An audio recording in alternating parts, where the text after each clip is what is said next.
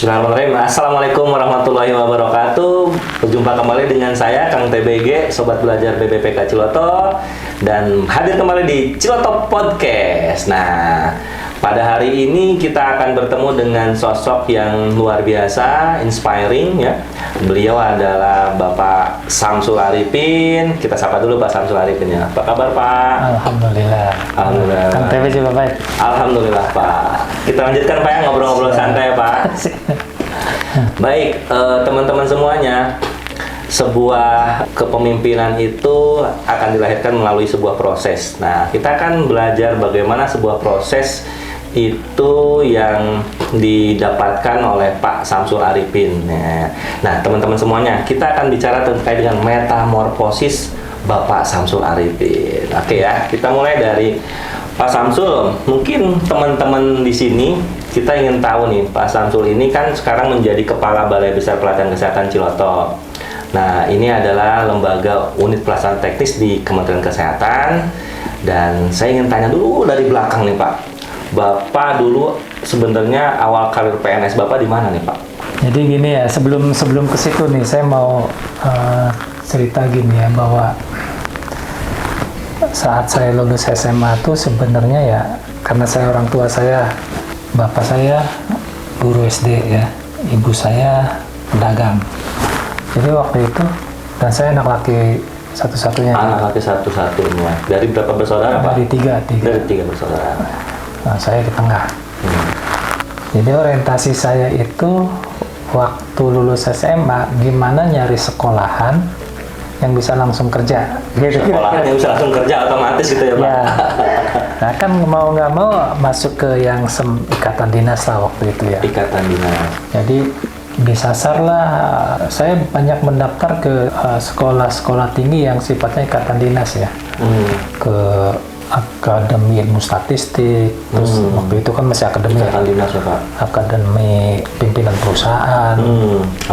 Ke dulu stan namanya ya, stan, terus sampai ke Akademi Kesehatan tuh. Jadi ya nggak tahu, pokoknya singkat cerita akhirnya saya masuk ke Akademi Penilik Kesehatan. Akademi Penilik Kesehatan Pak? Teknologi Sanitasi. Dulu tuh namanya. Sekarang jadi Prodi Kesehatan Lingkungan. Prodi Kesehatan Lingkungan Politeknik Kesehatan Kemenkes ya Pak? Kira-kira gitu ya. Terus pada saat saya sekolah di akademi itu kan saya ketemu tuh sama mahasiswa yang tugas belajar, yang yang udah bekerja berarti mereka Pak? Udah bekerja. Awalnya dari SPPH waktu itu, D1-nya. Sekolah Pembantu Penilik Hygiene kalau nggak salah ya, SPPH. Sekolah Pembantu Penilik Hygiene. Ya gitu. Nah, mereka kan rata-rata udah kerja di Dinas Kesehatan. Dinas Kesehatan. Di Kantor Kesehatan Pelabuhan saat itu namanya ya. Jadi kalau cerita dengan mereka itu, ceritanya yang aneh-aneh gitu kan ya. Yang aneh-aneh Pak? Nah, maaf ya dalam tanda kutip, misalnya teman-teman yang di Dinas Kesehatan cerita bagaimana cerita yang nggak benarnya lah gitu ya. Di KKP juga kayak gitu kan, cerita yang nggak benarnya gitu, bagaimana mencari uang yang tanda kutip menurut saya kurang baik lah gitu ya. Sehingga pada saat saya udah lulus, saya tuh udah bertekad tuh, pokoknya saya nggak mau kerja di Dinas Kesehatan atau di KKP. Nggak mau pokoknya Pak ya? Nggak mau. Ya, dari Instagram gitu ya? Karena yang diceritain teman-teman kayak gitu, rupanya gitu ya. Akhirnya saya begitu lulus, saya cari tuh formasi-formasi yang di kalau di pendidikan kan berarti ada Akademi Kesehatan kan, dan yang di Balai Pelatihan, kira-kira gitulah. Terus akhirnya saya dapat di Balai, waktu itu namanya BLKM ya. BLKM. Balai Latihan Kesehatan Masyarakat. Cilandak. Oh Cilandak ya Pak, di Jakarta ya Pak? Yang sekarang jadi BPPK Jakarta. Pelatihan Kesehatan Jakarta. Jadi emang apa ya, Alhamdulillah ya, saya dari mulai mahasiswa aja udah mulai milih-milih gitu ya. Mana yang ya dalam tanda kutip Patut ya, untuk saya, patut. yang peluang untuk itu kan kalau dapat cerita kan peluangnya, nah apa peluangnya kayak gitu ya. Baik Pak, Ya, gitu. sedikit mungkin tadi Pak, bagus juga Pak. Ketika tadi kan Bapak masuknya ke ikatan dinas itu ya Pak. Berarti dulu itu ikatan dinas itu kita nggak langsung disalurin harus kemana ya Pak. Jadi kita bisa memilih mana yang formasi yang ada yang mau kita pilih Iya, gitu, Pak. iya. Kita juga masih bisa milih. Oh, Karena saat itu ikatan dinasnya nggak dalam tanda kutip, di angkatan saya itu sudah lulusan tuh sudah bisa milih mau kerja di PNS atau enggak gitu. oh, ada yang nggak PNS juga Pak? Ada. Oh, ada juga. Ada yang nggak PNS juga. Dan kita milih formasi ya waktu itu, tidak ditempatkan ini kemana ini Otomatis kemana, gitu ya, enggak. enggak ya Pak? Kayak misalnya yang di Jakarta belum tentu itu yang bagus-bagus gitu, enggak gitu. Pas kita lagi cari formasi aja dapat. Tapi waktu nyari formasi itu juga ada tes Pak, kayak sekarang enggak? Otomatis aja nyari otomatis kan dia aja masuk. Gitu ya. Jadi begitu saya ingat ya waktu itu ketemu sama kantor TU di Pusdiklat namanya ya. Pusdiklat yang ngurus, yang bosnya balai BLKM lah. Sama kantor TU-nya dikasih tahu tuh formasinya ada di Jakarta, ada di Ciloto, ada di mana gitu. Terus saya pilih Jakarta, ternyata belum ada yang milih Di Cilandak itu. Ya udah deh saya di Cilandak gitu. Oh, pada rumahnya Cilandak ya. Itu tuh tahun berapa Pak? Tahun 80, saya lulus 88, jadi ya 89, saya 89 diangkat jadi PNS. Oke, jadi Pak Samsul Arifin awal mula jadi PNS itu tahun 1989 ya Pak. Bulan apa itu Pak? Ingat nggak Pak? Iya, standar waktu itu kan antara Maret sama Oktober kan pengangkatan tuh. Akhir Jadi, tahun. ya sekitar Awal dua gitu. periode itulah. Saya berarti yang pas bulan Maret. Nah, tadi awal karir Bapak di Cilandak ya Pak? Ya. Di Cilandak itu berapa tahun Pak? Cilandak saya 3 tahun Cilandak, sampai kira-kira 3 tahun lah. Dari PNS 93 saya sekolah. Oh, sekolah Pak ya, jadi lulusan S1 93 sampai 95. Kemudian setelah lulus 96-nya saya pindah ke Pusdiklat. Jadi Iya. Cilandak itu adalah UPT atau balai pelatihan gitu ya Pak ya? Iya. Balai pelatihan. Nah, itu Pak Samsul setelah lulus kuliah S1-nya di mana waktu itu Pak? S1-nya di FKM UI. Di UI ya, FKM UI, dan langsung pindah ke Pusdiklat gitu Pak ya? Pusdiklat, Oke. Nah, setelah Pusdiklat berapa tahun Pak? Pusdiklat lama tuh, 10 tahun. Wow, 10 tahun ya Pak? Dipotong sekolah 2 tahun lah gitu. Oh, 10 tahun, udah 2 tahun, 8 tahun efektif Pak ya? Iya. Nah, berarti sekolah tahun berapa tuh Bapak? S2 berarti ya? 2001. 99-2001 masih di Pusdiklat, terus kuliah. Setelah selesai S2 Bapak masih di Pusdiklat ya Pak? Oke, berarti terakhir di Pusdiklat tahun berapa Bapak? Tahun 2009. 2009 terakhir di Pusdiklat. Nah, setelah di Pusdiklat 2009 Bapak saya kemana? Balik lagi. Ke Cilandak lagi Cilandak. Pak? Ke Cilandak lagi. Cilandak tuh 2009 sampai 2010. Tapi namanya udah Balai Besar Pelatihan Kesehatan. Oh, dulu BLKM, pindah Pusdiklat, pindah ke Balai Besar Pelatihan Kesehatan Jakarta. Itu udah di Pusdiklat kan eselon 4 ya. Di situ udah naik ke eselon 3 tuh. Oh, jadi Bapak sempat. Tapi emang waktu itu saya menghindar terus mau diangkat jadi Wah, PNS. ini ya. Nah, ini kayaknya perlu diulik nih ya, Pak. Ngehindar, kenapa ngehindar, Pak? Jadi gini ya, pertama nih, saya dulu lagi mudanya tuh, ya anu lah, apa, kepedean kali ya. Terlalu, pedenya terlalu tinggi gitu. Jadi saat saya pindah ke Pusdiklat aja, saya lulus S1 kan 1995. Terus setahun itu saya udah nggak betah gitu kan di situ. Balik dari kampus tuh, masuk lagi kantor udah nggak betah gitu ya, Pak? Nah, karena apa? Karena mungkin iklim kerjanya nggak pas gitu ya. Nah, terus saya akhirnya pindah tuh ke Pusdiklat. Di Pusdiklat juga sama tuh gitu ya. Saya ditaruh di salah satu seksi. Kemudian saya kerja cuma berapa bulan tuh, 2-3 bulan kali ya di seksi itu. Habis itu ya saya nggak pas juga. Persoalannya apa? Masalah integritas saja. Gitu ya. Kayaknya nggak cocok deh. Nah, kebetulan kan kepala bidang dulunya kepala BLKM Cilandak. Oh, kepala BLKM. Kepala BLKM Cilandak pindah ke Pusdiklat jadi kepala bidang. Ya. Begitu saya sekolah, ya udah saya minta ke kepala bidang saya kan, yang tadinya kepala balai itu, diterimalah di sana, ditaruh di salah satu seksinya. Terus terang saya nggak betah karena program integrity gitu ya. Saya langsung ngadep ke namanya Pak Win, almarhum ya, Andreas Winarno. Pak, saya jangan taruh di situ deh, gitu saya. Kenapa ya? Kayaknya lingkungan kerjanya tuh nggak sesuai dengan apa yang selama ini value Bapak ajarkan ke saya gitu ya. Ya udah. Tahu nggak? Saya ditaruh di situ di tempat konsultan tuh. Nah di situ saya mulai rada apa ya? Kayaknya rada betah lah gitu ya. Karena apa? Karena di project itu udah develop yang namanya diklat jarak jauh. Jadi diklat jarak jauh di Kemenkes itu sebenarnya udah mulai didevelop tahun 97, 98. Waktu itu untuk bidan ya.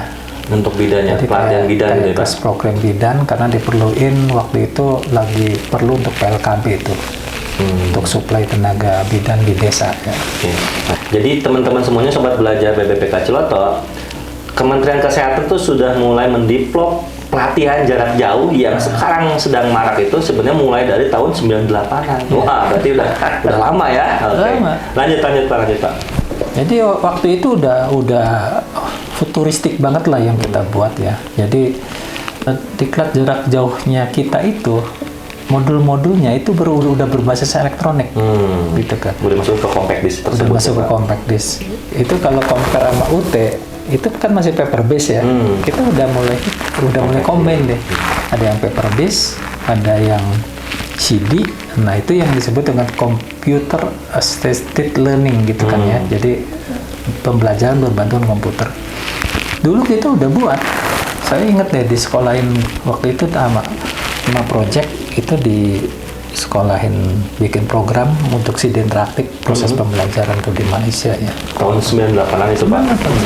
Nah sayangnya kan di kita kan kayak gitu kan, begitu project selesai nggak ada exit strateginya. Di zaman dulu tuh kesehatan tuh leading loh di distance learning tuh.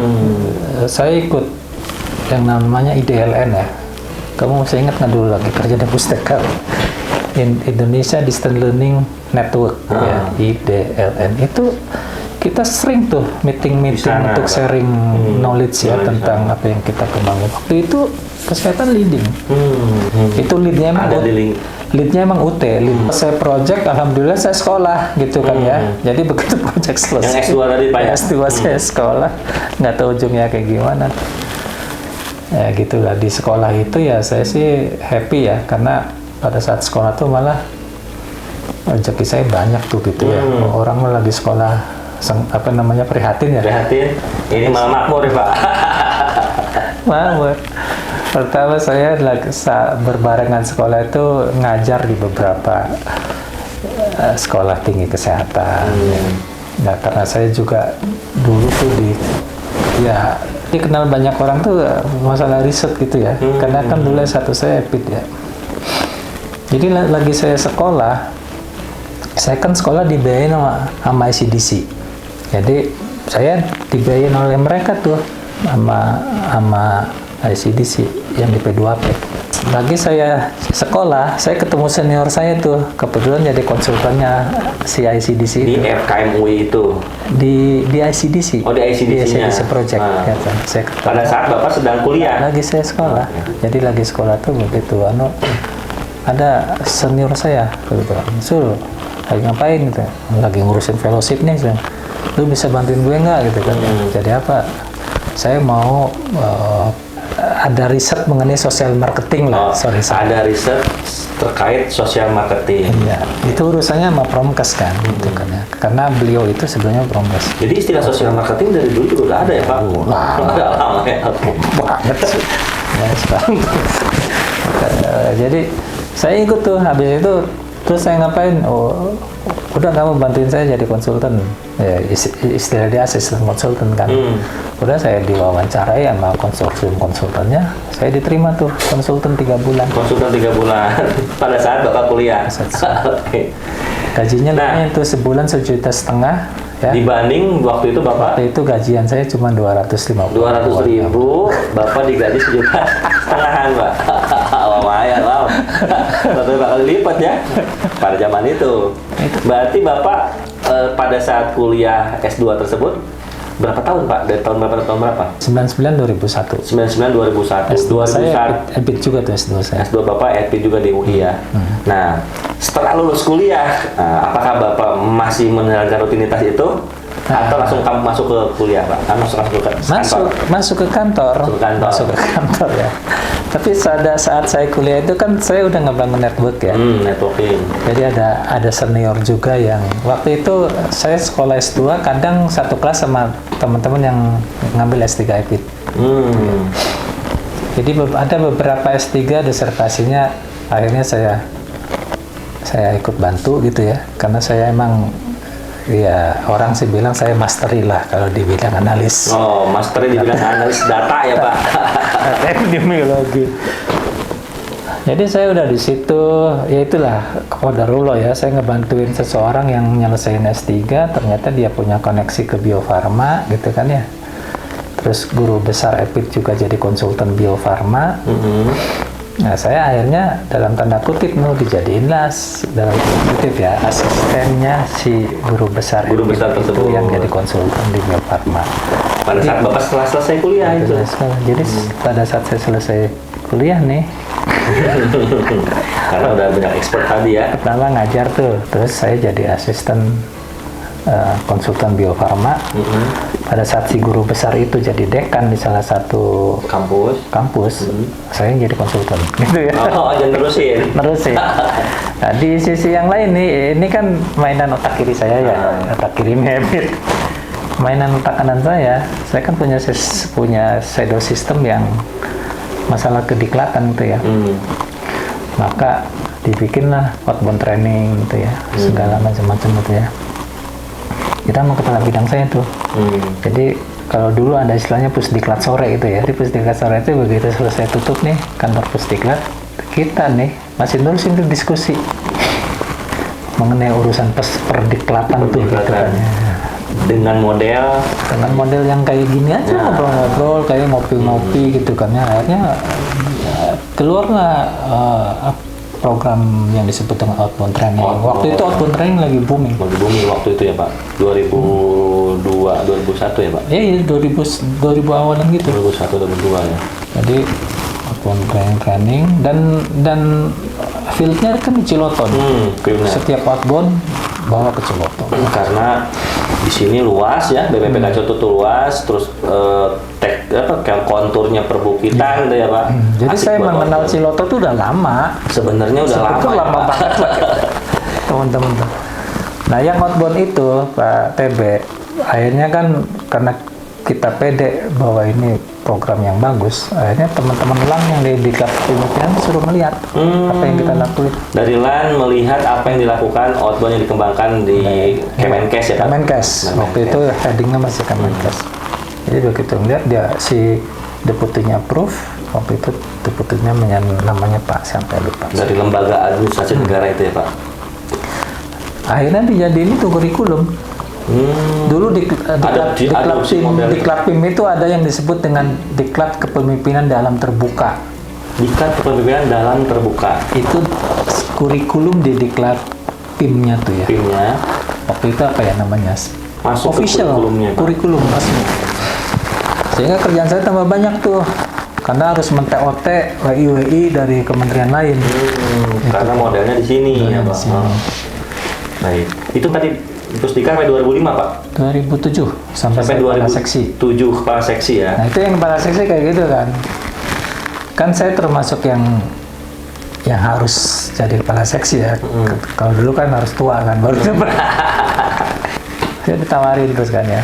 Misalnya waktu itu namanya masih Lemah Abang tuh, tawarin Lemah Abang kepala seksi, saya nolak. Lemah Abang tuh Bapelkes Cikarang sekarang ya Pak? Terus ke Semarang gitu ya. Bapelkes Semarang. Saya tolak gitu kan. Akhirnya kenapa? Karena saya networking saya itu udah banyak gitu loh. Kalau saya pindah dari Jakarta hilang nggak semua gitu kan. Oke gitu ya Pak. Berarti pertanyaannya kenapa sih bisa gitu ya? Kenapa bisa seperti itu Pak? Gitu. Kenapa bisa seperti itu? Kan kerja oke gitu ya. Ya artinya kan kalau saya ditawarin kepala seksi kan berarti saya di tempat kerja juga perform dong gitu kan ya. Walaupun saya banyak yang di luar. Saya ingat deh, saya nyusun pedoman TNA, pedoman PPP ya, evaluasi pasca pelatihan. Itu saya kayak gitu loh gitu. Ini selesai berapa bulan Bu misalnya ya? 2 bulan, oke ya 2 bulan saya kerjain. Udah 2 bulan saya kerjain sendirian. Secara konsep ya. Nanti selama 2 bulan itu nggak ditanya dong sama kepala seksi saya gitu kan ya. Begitu 2 bulan, saya udah start tuh drafting gitu. Habis itu tinggal konseling kan, ngundang macam-macam. Begitu konseling kumpul, ada masukan, ya saya nge-follow up namanya. Dan saya nggak pernah ngurusin SPJ tuh. Mau saya dikasih duit dari kegiatan itu, saya nggak pernah gitu ya. Karena saya udah cukup lah dari sakit hati. Nah sekarang Pak, tadi kan dari Pusdiklat itu keluar 2009 ya Pak? 2009 saya diangkat kepala seksi 2007, 2009 saya dipromosin selama 3. Jadi 2009 itu Bapak ke Cilandak itu eselon 3 Pak? Eselon 3. Bukan eselon 4 bukannya? Nah, cuma 2 tahun saya. Di Cilandak berarti 2009 sampai tahun berapa Pak? 2010. Di Cilandak saya cuma 10 bulan. Oh cuma 10 bulan ya, sampai setahun ya Pak? Nah dari Cilandak kemana lagi tuh Pak? Ke Ciloto. Ke Ciloto ini, jadi eselon 3 juga? Jadi di Cilandak jadi kepala bidang pengkajian dan pengembangan mutu ya. Di Ciloto jadi penyelenggaraan pelatihan. Oh, dengan beda ini bidangnya Pak, sama-sama eselon 3 beda. Ternyata yang kepala seksi di Pusdiklat. Jadi pada saat saya jadi kepala seksi di Pusdiklat, itu pada saat itu tahun pertama pelatihan bukan pelatihan haji, kesehatan haji itu dipisah. Anggarannya dari Kemenag. Dari Kemenag. Jadi, dari sebelum-sebelumnya di Kemenag semua, Pak. Jadi kesehatan haji itu ditangani oleh Kemenkes, anggarannya, yang agama termasuk pelatihannya kan. Nah, itu tuh lagi saya jadi kepala seksi, itu tahun pertama pelatihan itu dananya oleh Kemenkes. Jadi kalau ngomong pelatihan haji, saya ngerti riwayatnya. Jadi sejarah pelatihan haji di kota ternyata tahu ini Pak. Karena saya yang develop kurikulum gitu kan. Asbabunuzul itu sampai pindah ke Cilandak. Jadi eselon 3 yang tadi di Jakarta Pak. tuh. Salah satunya kan kerjaan saya bikin kurikulum, ya kan? Karena bidang pengkajian tadi Pak ya. Saya kadang orangnya ya saya sering baca buku-buku yang futuristik gitu ya. Pada saat saya nyusun kurikulum, itu pendekatan saya nyusun kurikulum itu udah kompetensi based gitu ya. Dan itu behavior kompetensi based. Nah, selama ini kan ya baru-baru sekarang aja kan behavior kompetensi based booming itu ada kamus kompetensi. Itu saya 2009 itu saya sudah bikin, sudah bermain di situ lah ya. Sudah main di situ. Di Cilandak. Pindah ke sini. Ciloto berapa tahun berapa bulan Pak? Itulah Tep. Jadi pas saat saya mau diangkat jadi kepala seksi, saya tuh deal tuh sama kepala pusat saya waktu itu ya. Bu, saya terima itu ya jadi kepala seksi, tapi saya minta maksimal 3 tahun. Maksimal 3 tahun. Terus ditanya tuh, namanya Bu Ira. Setelah ditanya sama Bu Ira, emang lu mau ngapain setelah 3 tahun? Saya mau jadi WI gitu ya. Emang karena cita-cita saya jadi WI. Sebenarnya berminat jadi Widya Suara apa ya waktu itu ya? Settingan saya tuh WI. Ke Widya Suara sana. Iya, lagi Settingan karir Bapak ya? settingan karir itu saya WI. Karena apa? Karena lagi saya di Cilandak CPNS, saya diklat WI dasar. Diklat WI 3 dasar. bulan. Habis itu saya ikut akam mengajar 3 bulan gitu. Awalnya mau berkarir di Widya Suara, takdir berkata lain. Iya, jadi ya kayak gitu. Struktural ya Pak. Jadi kayak gitu tuh. Nah, tadi kita masuk di Ciloto tuh Pak. Ciloto, Bapak tadi dapat tulah katanya sebelum. Ya tulahnya itu tuh. Saya bilang 3 tahun ya Bu ya, saya bilang maksimal. Ternyata saya selon 4 saya itu 2 tahunan gitu ya. Belum 3 tahun kan? Pindah ke Cilandak 10 bulan. Belum 3 tahun juga kan? Bener sih dia. Tapi begitu saya jadi eselon 3, saya udah nyerah tuh ya. Ya udahlah, ini mungkin Emang ini takdir Bapak. saya. Jadi tapi masuk ke Ciloto, kepala bidang 2 tahun 10 bulan lah. Pokoknya nggak 3 tahun ya Pak ya. Pokoknya nggak 3 tahun. Kan pindah ke Cikarang tuh. Oh dari Ciloto ke Cikarang Bapak? Cikarang, Kepala Balai. Itu Kepala Balai. 2 tahun setengah. 2 tahun. Tetap 3 Nggak tahun. tahu. Oke. Begitu masuk ke PI, itu 3 tahun dilewatin. Itu lewat dari 3 tahun malah ya Pak. Berarti itu udah pudar. Tulahnya udah pudar. Berapa tahun ya berarti ya? 2007. Ya, hampir 9 tahun tuh tulahnya baru pudar. Jadi yang paling lama waktu itu di PI berarti Pak? Saat sebelum di Ciloto. Nah, seru ya. Nah, dari rangkaian Bapak berkarir sebagai PNS nih ya, udah pindah dari Pusdiklat dari Cilandak atau BPPK Jakarta pindah ke Pusdiklat pindah lagi ke Cilandak pindah ke Ciloto pindah ke Cikarang, dan pindah lagi ke Jakarta lagi. Nah, Bapak kira-kira Pak, dari semua itu ada sari mungkin yang bisa disarikan menjadi sebuah expert ya bagi diri Bapak. Nah, kalau Bapak mengakui dari sekian banyak pengalaman Bapak jadi PNS ini, Bapak tuh jadi expert bidang apa sih Pak? Saya kan selalu, kan ke teman-teman kan selalu mengajarkan bagaimana metodologi belajar gitu kan, bagaimana primary learning yang benar tuh kayak apa sih gitu kan. Ada yang kerja sampai 10 tahun di diklat. Saya tanya, kamu udah kerja 10 tahun, saya mau bertanya sama Kang Dewe, kamu udah ngerasa expert nggak di bidang diklat? Kalau jawabannya enggak, berarti cara kerja kita salah. 10 tahun masa nggak jadi expert gitu Pak? 10 tahun masa nggak jadi expert gitu kan? Itu mestinya kalau cara kerja kita masuk ke siklus belajar gitu ya, apa yang kita lihat terus kita pikirin, kita ambil meaningnya, itu pasti semua expert di bidang itu. Jadi kalau saya tanya expert saya apa? Saya bilang orang diklat itu expertnya itu mestinya 2. Pertama di learning metodologi. Yang kedua mestinya dia jadi learning consultant. Ya 2 itulah mestinya.